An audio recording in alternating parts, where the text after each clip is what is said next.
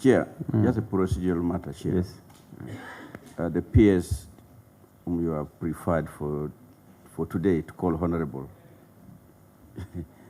has given us the documents we asked for.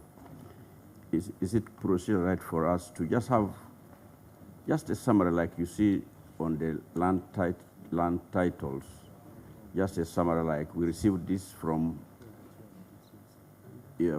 former UNRA, this we have given out this is the balance, just a summary.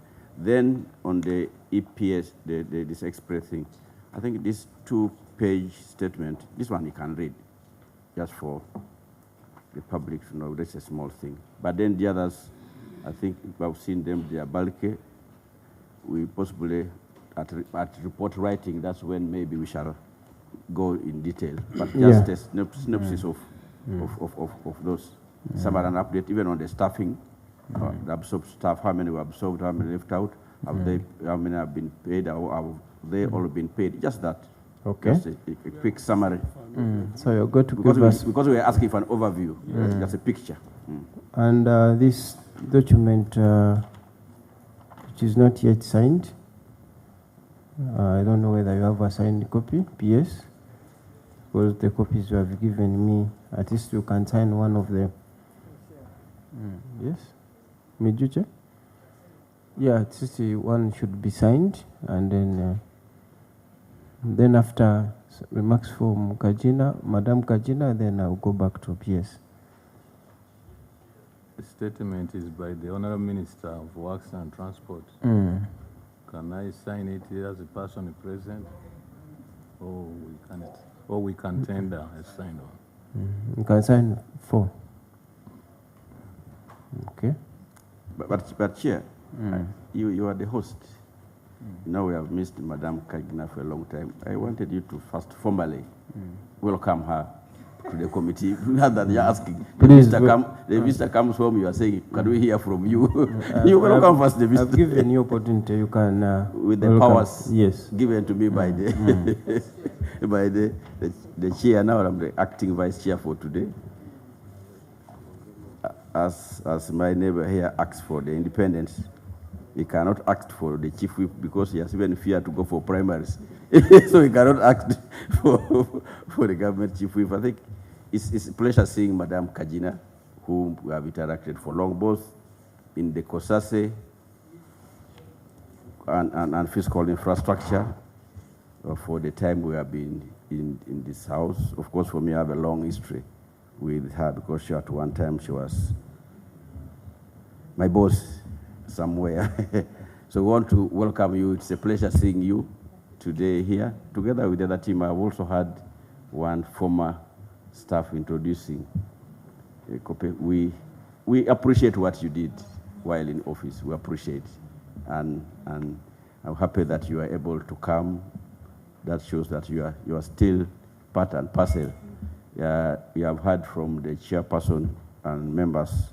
We are interested in seeing that the surveillance, those who have been left out, have been settled comfortably where there is part of the reasons why we last time asked that, please, we request Madam Kagina to come and say a farewell to us possibly for now. Because the way things happened. So that's why, but I also want to thank the PS and the team from Works, for leading the team and delivering. It was not in bad faith.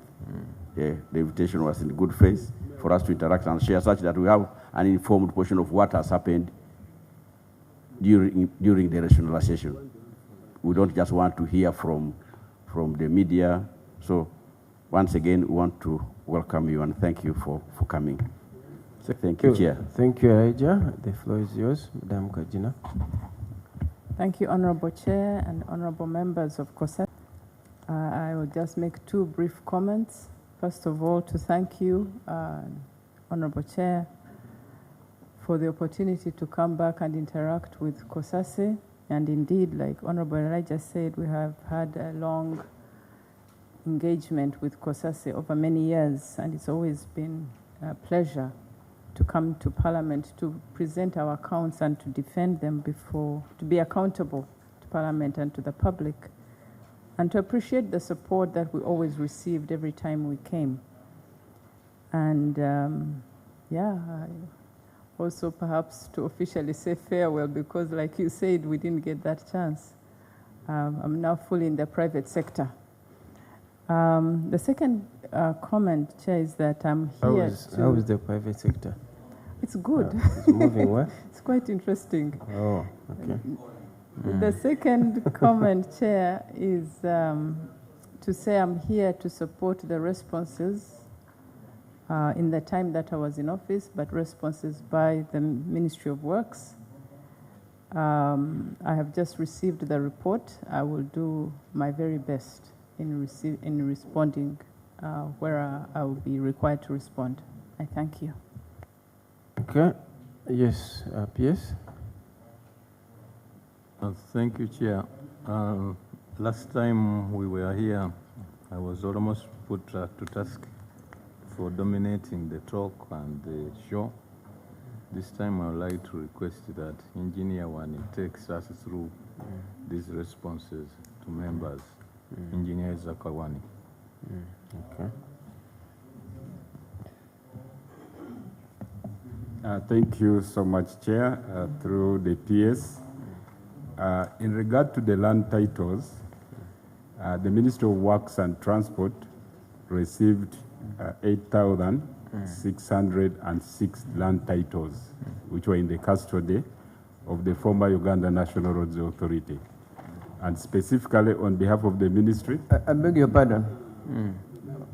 that the Ministry of Works and Transport received 8,606 land titles belonging to different pubs along different road corridors.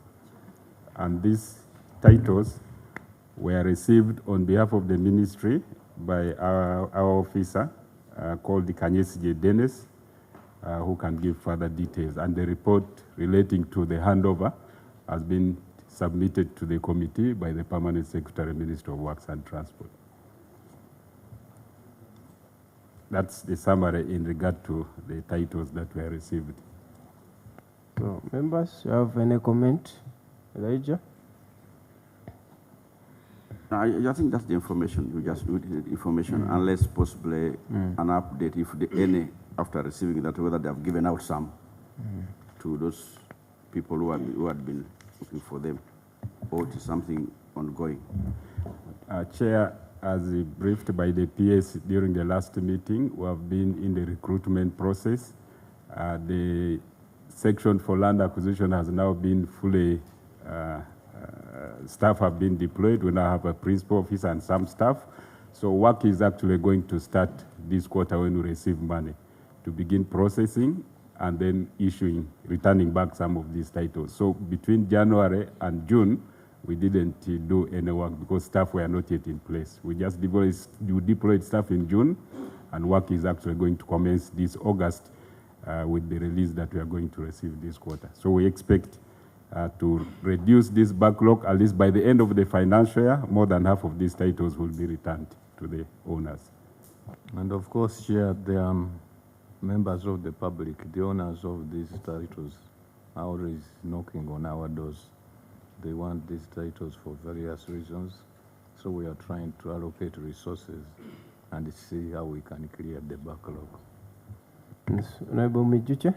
Thank you very much, Honorable Chair. I want to thank the Commissioner for the update. My concern is that after an assessment has been done, and land titles are kept for so long, and the pubs, the pubs are not cleared, land appreciates. You find when you assessed somebody's land was 10 million, you're keeping the titles for now 2 years or so. What happens? Do you do another assessment? Do you go by the assessment you made at that time? What happens to the assessment vis-a-vis land appreciation? Please, you can answer that. Yeah, thank you, Chair. Through the PS, indeed, most of these titles, the owners were compensated. So it was a matter of subdividing and returning. But for the specific cases like you have described, if we encounter those cases, we are guided by the chief government valuer that those values, I think, are valid for about 3 years. I need to confirm the period, but the expert is the chief government valuer who always guides on those cases. If we delay to pay, I think it is up to 3 years when we can go back to revalue and we submit them back to the chief government valuer. But most of these really are for subdivision and then returning to the owners. Yes, Honorable Itungo. Thank you, Mr. Chairman. Mr. Chairman, the issue of land titles is, I think, one of the main issues why we wanted the former accounting officer to come and account for these land titles. Now, Chair, here, there is a report that they have just submitted. I don't know that you have a copy. But when you look at this summary, it's unfortunate. Are you talking about the acknowledgement of receipt of fireproof? Yes, that was received by Kanyes Gedenes. Chair, when you turn on the summary, first of all, this document on page 2, numbering starts from page 17, number 17. Which page? Second page, is the cover page. Then there's the next page is the UNRA headed paper. Then the number, the list starts from number 17. From number 1, we don't see. But also, Chair, at the level of a ministry, you look at there are some, I don't know whether they are land titles or whatever, which are handwritten. I think somebody sat under the tree and they wrote these figures. How do we appreciate this? Yeah? It's as if somebody was at the Tare Center using a pen. Which Tare Center? Can you, PS, can you explain this? What is this? A report handwritten. From number 1 to number 16, nowhere to be seen. Where is the first page of this? And Chair, this is a problem of bringing documents not in time that we have time to go through. So they want to ambush us. Never Sanze Turaba. You mean they are assuming that the Tare Center of which political party? Of Umijuche or for your party? Tango Doi. Okay, Let me get explanation from we PS. could regret any rough work given here because we had to take over these issues a bit hurriedly in the circumstances. But I have the officer who received these documents here. He could maybe you could allow him to throw some more light. Out is allowed. Mr. Kanyesi. There is a free mic the other side at the extreme there. You sit there. There is 2 mics and chairs.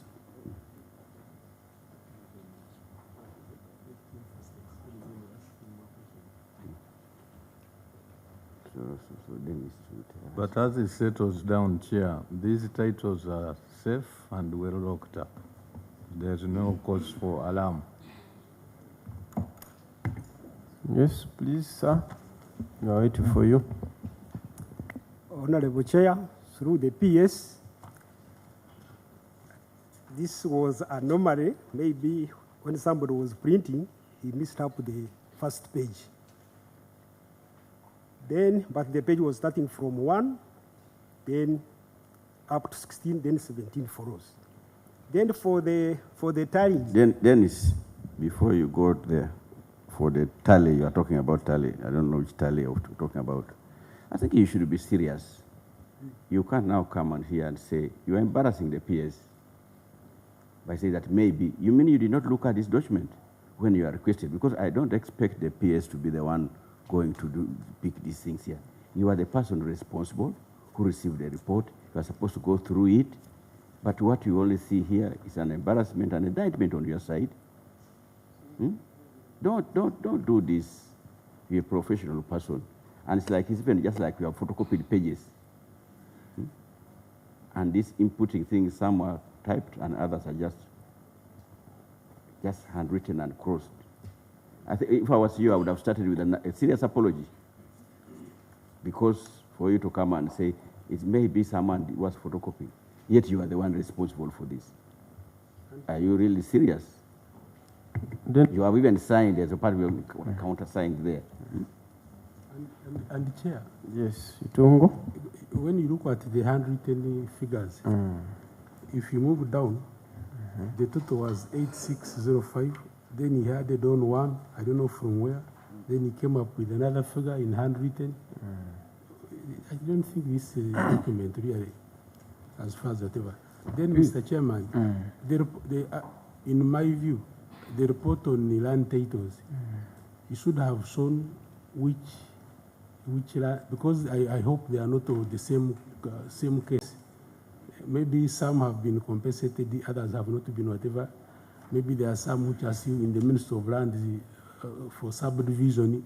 The table should be clear, and this is what we want, because what he has presented here, Chair, you can't even blame him that what is this or what is this. So I think we need a clear information on land, because it is one of the issues that people are complaining about, and it is very serious. And we don't want tomorrow Ministry to say we left these issues with the former UNRA, then UNRA says we hand it over to Ministry. Let's have it clear. Procedure. No, Chair, this document is confusing. You cannot be sure of where it is coming from. We can't trace number 116. The person who originated it is saying maybe, he's also not very sure. I would pray that this document is withdrawn and a better one prepared and submitted to you, Honorable Chair. So let me first hear from Dennis. Please. Apologies, honorable members. So, honorable members, the chair, through the PS, the handwritten figures, those who came from verification. Because when we went there, in UNRA, they gave us this tally sheet. Then for us, this one was written in handwritten. We are verifying, we are counting 1, 1. You can see, if you see on number 18, for them they are saying 101, but when we counted physically, it was 103. So where is the balance? Chair, I think Dennis, Dennis, I wish he had taken what Honorable Francis had stated. Say, I withdraw, I will submit it before the end of the meeting. It would have been much better. Even this one, if you go for verification of adding, you can still enter the input them in the computer. It doesn't have to remain. This is like primary data, the raw data. But when you get back to office after counting, you put it in the system. And so I think it's just withdraw it, say, I will submit. Chair, I request that I withdraw this document and polish it up and submit this afternoon. Thank you. That's done. Yes, Tungo, you are the one who brought this matter. Chair, there is no even explanation. It's talking about reconciliation. When you look at the figure which is typed, which I assume is from UNRA, the total was 8,263. Now, his figure of handwritten is talking about a different figure. Procedure. Chair, I think the document has been withdrawn. In the event that it has been withdrawn, I don't think it is procedural right for us to continue discussing the same document. Chair, we are discussing mistakes now, not the document. Because the same document will come with same mistakes. Mr. Dennis, can you tell us, you have different figures, different totals. The total which is typed and the total which is handwritten. Where is the balance of the titles? Chair, maybe to help such that we don't drag ourselves like we are withdrawn, let Dennis go. I think you have got a filler of what the issues. go and polish the thing and bring us a correct. There are so many. We don't. You can. If you go racing, there are so many. We don't want to race it here. Like we have withdrawn. Let him go and submit. Okay. But please resubmit a better thing. Okay. Yeah. So members, let's close this matter. The PS stated very well. Thank you very much. Yeah. Chair, I would like to beg your indulgence that we go to item number 5. I have one officer who is bereaved and is the one who could throw more light on this subject matter. What about there is a settlement? I think the express thing. The express penalty system. Then we can go to. Then we can go to that one. Yeah. So that after that, the officer can go and arrange Okay. for the refund. It's fine. In year one.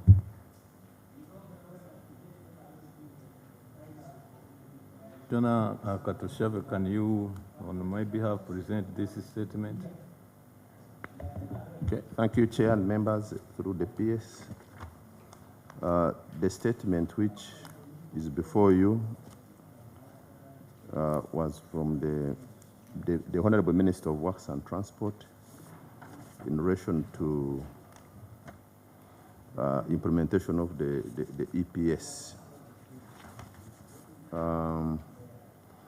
Government signed a contract with the joint stock company Global Security for development and implementation of the intelligent transport monitoring system on 23rd July 2021. The main objective of the ITMS is crime management through detection, tracking, identification, and recognition of all vehicles operating in the country, both motor vehicles and motorcycles. Yes, procedure. Thank you, Mr. Chairman. Chair was here when we were doing introductions. Somebody who is reading a statement, he was not part of the introduction team. Can we know who the person is?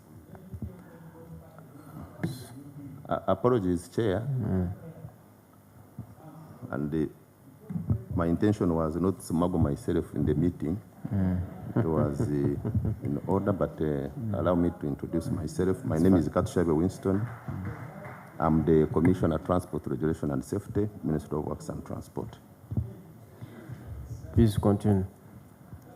I will get him when we get out of this parliament. Chair, the fines issuance system was developed by the Global Security Company in accordance with the contract and installed at the Uganda Police Command Center in Naguru to manage traffic violations on the roads through use of cameras that use artificial intelligence and other capabilities to capture, identify, and issue a violation ticket to traffic offenders.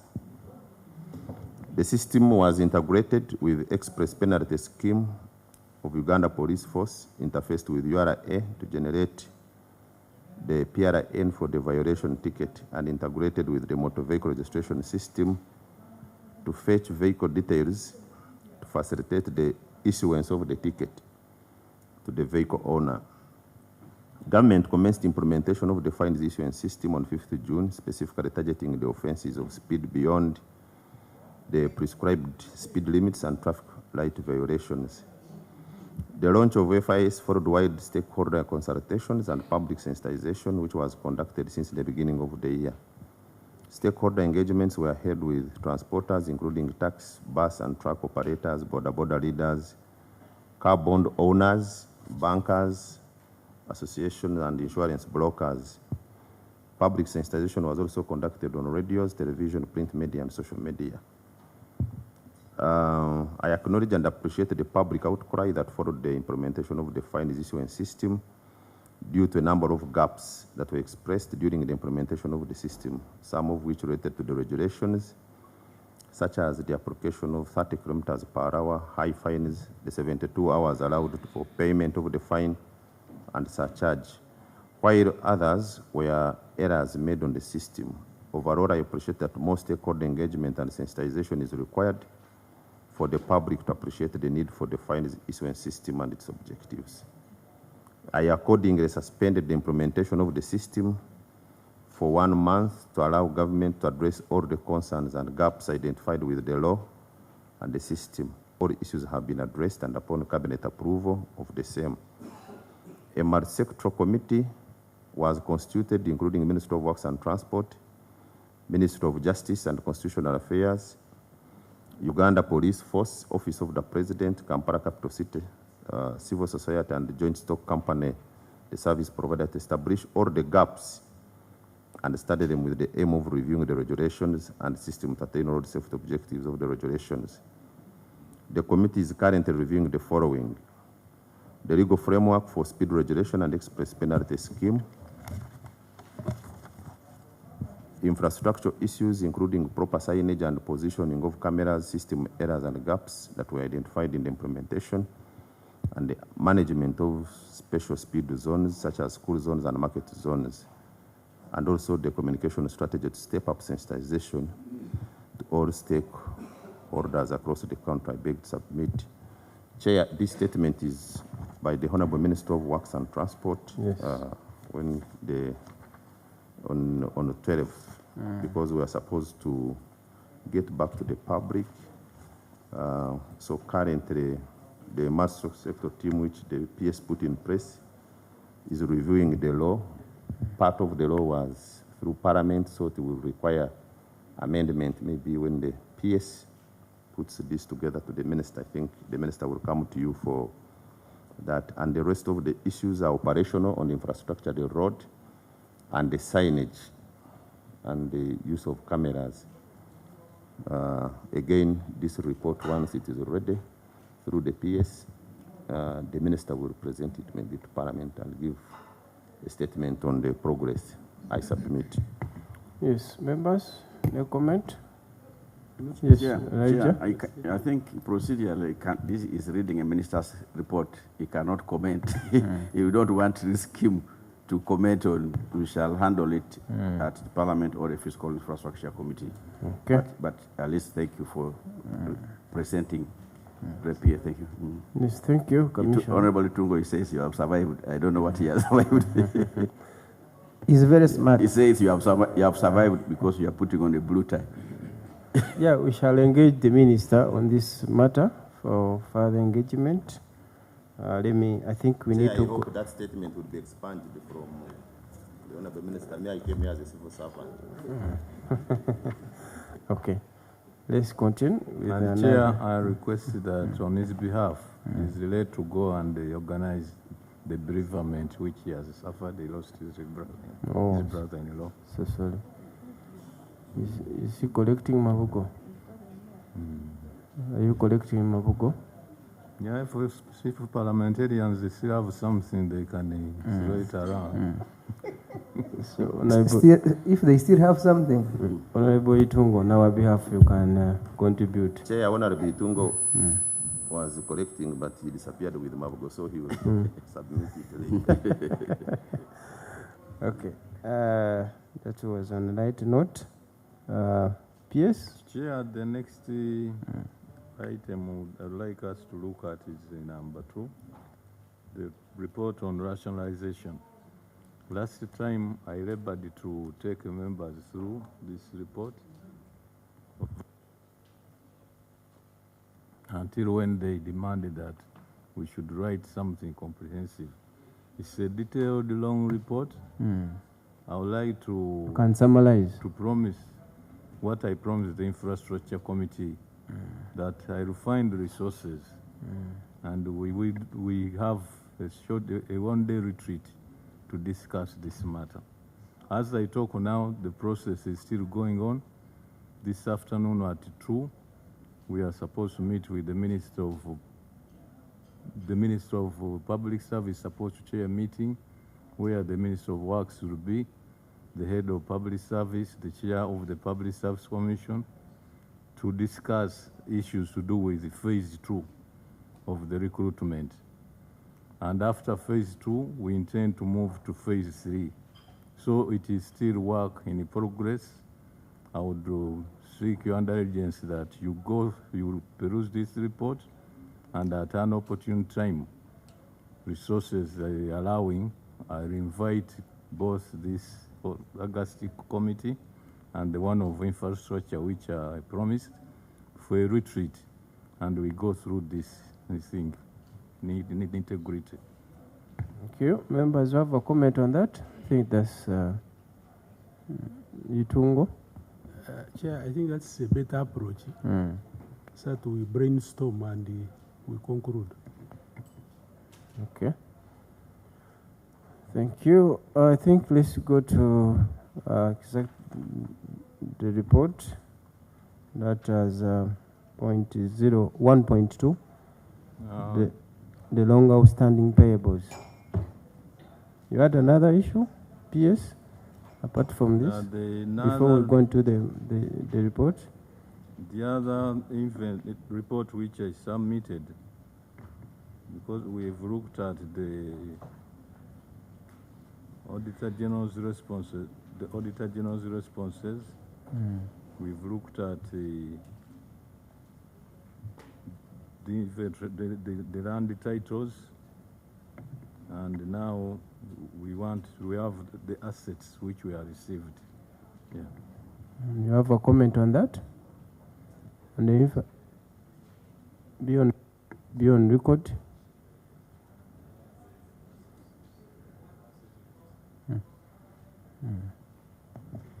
Yeah, Chair, through the PS, the former UNRA did prepare a very comprehensive asset register that has all the assets that were in possession of the authority. This includes land for our stations. They included vehicles. They included office furniture and equipment. And accordingly, the permanent secretary set up a committee that went across the country, and they looked at each and every asset that was now received and is currently property of the Ministry of Works and Transport, and all these under the Department of Finance and Administration. So those assets are available and properly received by the Ministry of Works and Transport. Okay, thank you. You have a comment, members? If you don't, let's go to 1.2. Honorable Elijah, you lead this query. That's 1.2, long outstanding payables of UGX 997.7 billion. Elijah.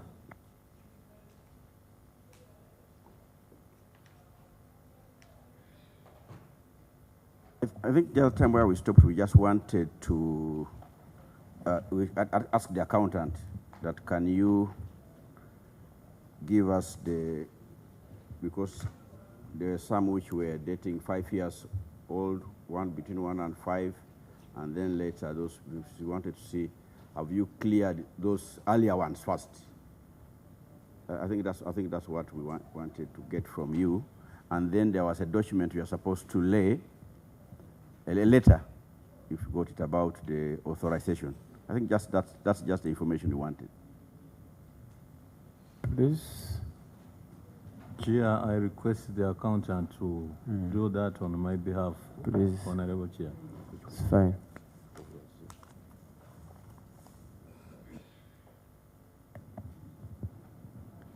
Thank you, Chair and members.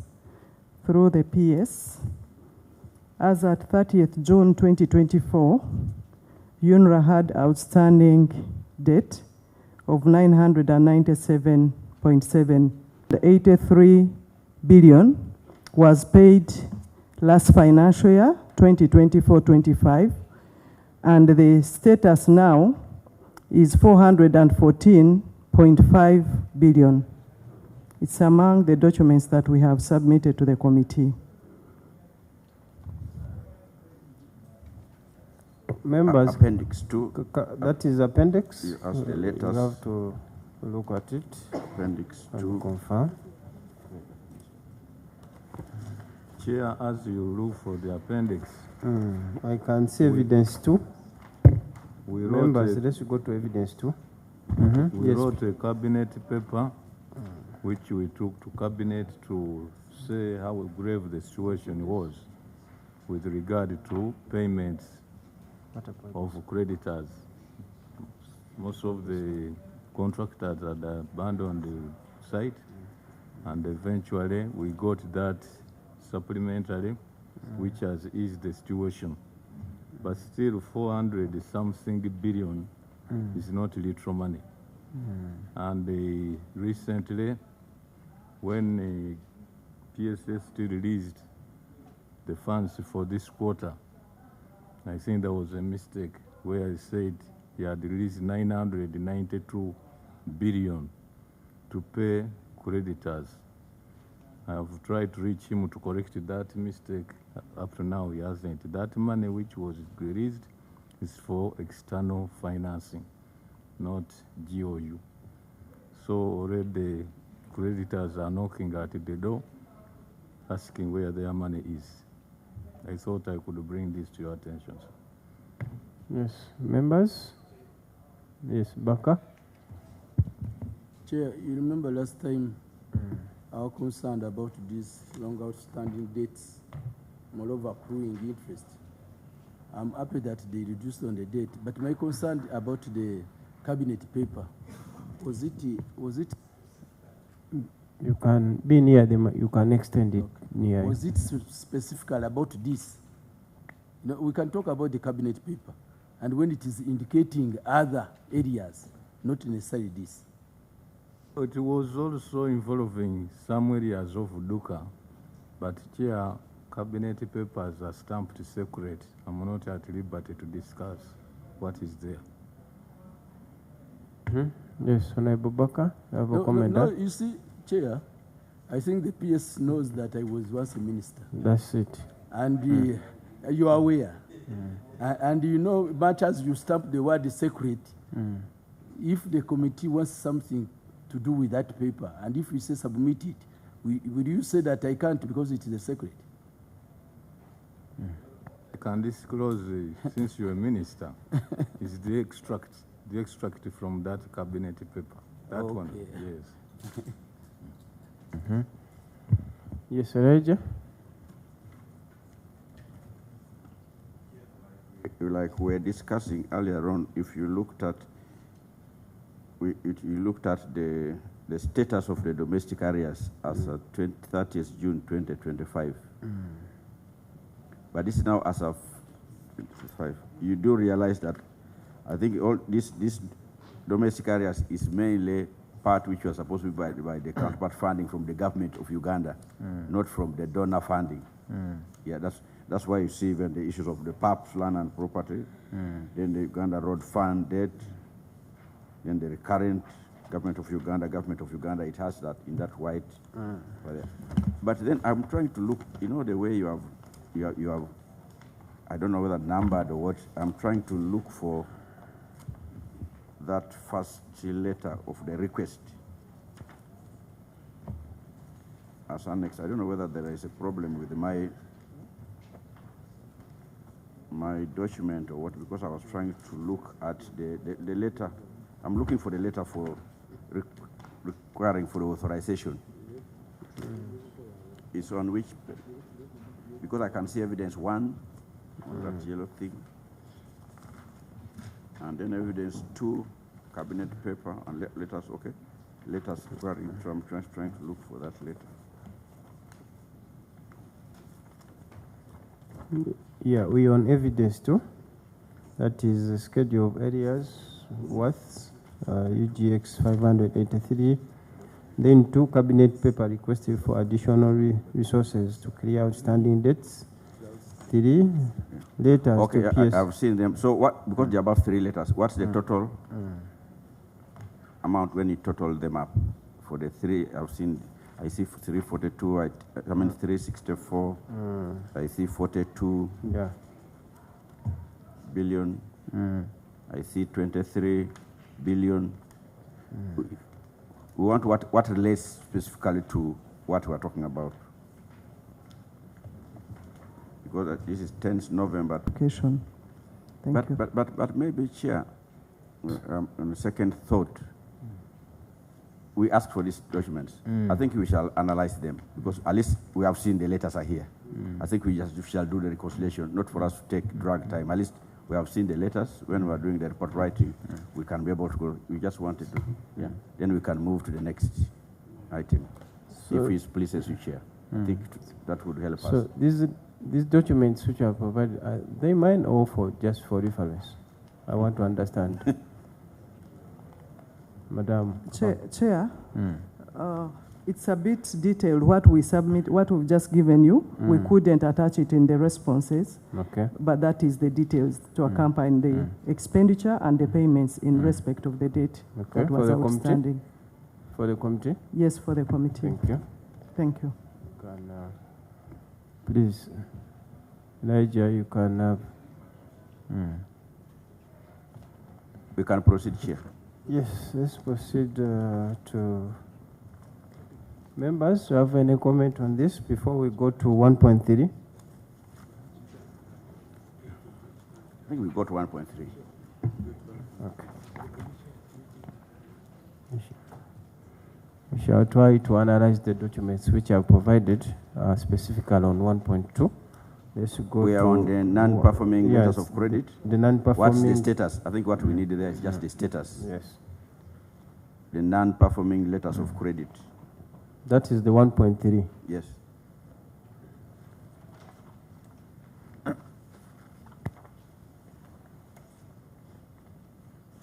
To ask my head of accounts to come in and throw light on this one, because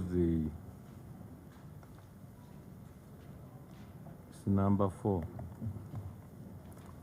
Thank you, Chair and members. The letters of credit. The first one, the LC value was 138.5 million. In last financial year, 2024-25, these funds were returned to the consolidated fund because of non-performance.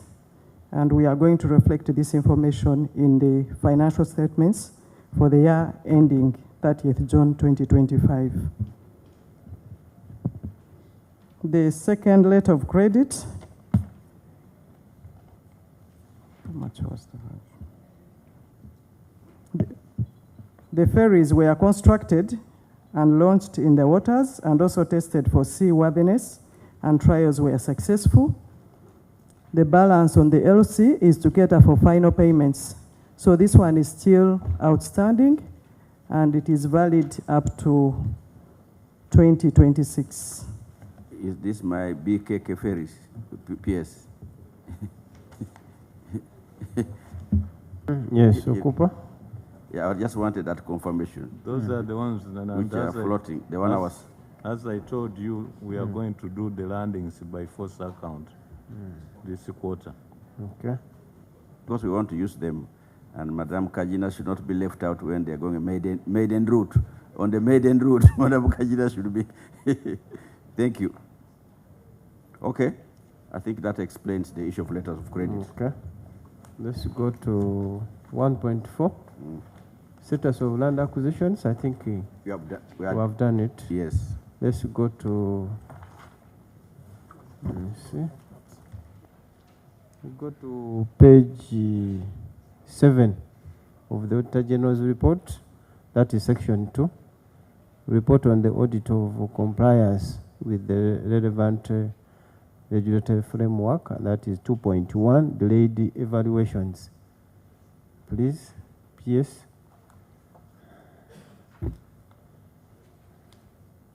Let me ask our engineer wanted to say something about this. Thank you so much, Chair. Through the PS, indeed there were delays in the evaluation process, but those delays were mainly due to donors' time lags in the provision of letters of no objection to the evaluation reports.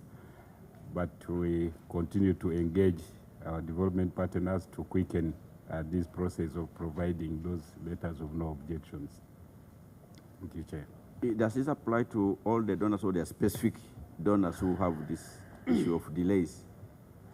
Because some of us sit in some of those, like the World Bank and IMF, so if there are areas, if it's there, we'll be able, even at the forum where we meet, we will be able to raise with them that, yeah, you ask for A, B, C, D, but we also have a problem on your side. Where is the problem coming from? Or it's just a specific, or it's a cuts across the donor agencies? They are specific. We have had challenges with the World Bank, and especially the project of Koboko Yumbe Moyo. That procurement was a little bit protracted in securing the no objection. And then we have others under Islamic Development Bank, where there are specific challenges and mainly driven by whistleblowers. So as we are doing evaluation, you submit a report, then whistleblowers send report to the bank, which is kind of baseless, and that delays the process of giving the no objection for the report that was well prepared in accordance with the guidelines of the bank, but also in accordance with our laws. Is that what affected the Tororo Mbale, Soroti, Lira Road? Yes, that's correct. I think it's better you take us through this appendix 4, whether we can pick some details. The document you have provided, let's members go to. Yes? Honorable Baka, do you have this document? No, Chairman, I was listening to his response, which sounded convincing, but my concern is, before the Auditor General writes something down to reach us, there is an exit meeting where you are supposed to express your answers. Were they not convinced? And if not, why? Chair, through the PS, I believe they are convinced, but it's something that they put it in view for management to carry out engagements with the banks and so on. Just because it is a systemic issue that needed us to engage even to do with amendment of the laws. Because you are conducting a procurement in accordance with the PPDA Act and donor guidelines. And then whistleblowers are not raising complaints in accordance with the PPDA Act. They are raising these complaints in accordance with the Whistleblowers Act, which has an indefinite time to resolve challenges. And now the bank cannot give you a no objection until you have addressed those comments. And now the people who are raising, they state there that they are concerned citizens. You can't reach them to give you further clarification. And that means even tracing them, they are not known. So you are answering to a person that cannot provide you additional clarification, but based on the information that you have. So that's the challenge that is there, that probably the amendments in the procurement law should be such that such complaints, if they are really reviewed by PPDA and cleared, then you should proceed instead of this open-ended investigation in accordance with the Whistleblowers Act, Chair. And Chair, we lose a lot of time in these procurements because of whistleblowers. There is Katine Ochero.